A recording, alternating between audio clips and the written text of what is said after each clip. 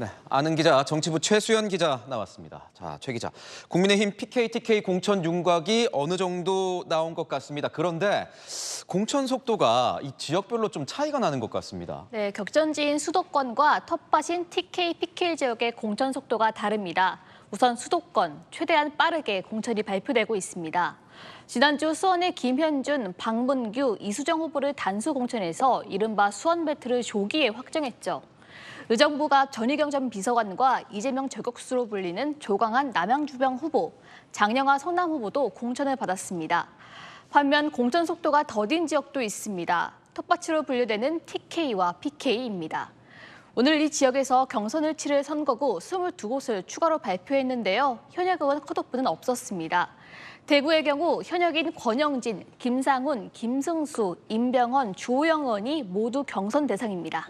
컷오프가 없어서 그런지 아직까지 큰 잡음은 들리지 않는 것 같습니다. 네, 이게 공천 속도와도 관련이 있습니다. 국민의힘은 영남권 등 후보가 누구든 승리 가능성이 크다고 보는 지역구는 최대한 경선을 붙이고 있습니다. 현역 의원 컷오프를 미루고 있는 거죠. 현재까지 현역 컷오프는 비례의원인 서정숙, 최영희 의원 단 2명뿐입니다. 국민의힘 관계자는 경선으로 최대한 현역 의원들을 붙잡아 두겠다는 거라며 굳이 컷오프를 서둘러 잡음을 만들 필요가 없다고 전했습니다. 컷오프에 반발해서 탈당한 뒤 개혁신당이나 무소속으로 출마하는 걸 차단하기 위한 의도도 있습니다.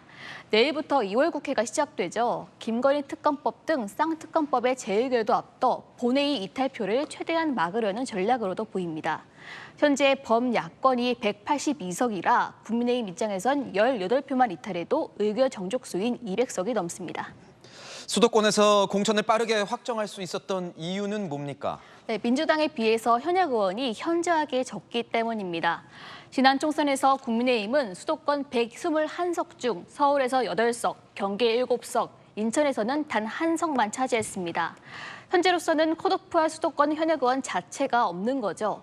그러다 보니까 지난번의 패배가 오히려 약이 되고 있다는 평가도 나옵니다. 한동훈 비대위원장도 앞서 정영환 공관위원장에게 경쟁력이 확인된 후보들은 빨리 공천해달라고 요청했었는데요. 최근에는 공천이 확정된 후보자 모두에게 직접 연락을 하고 있습니다.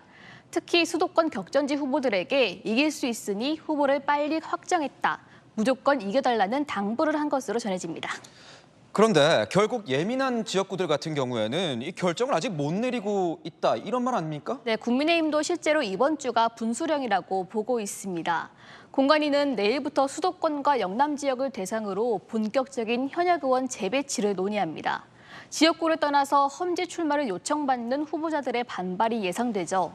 정영환 공관위원장도 오늘 이렇게 말했습니다.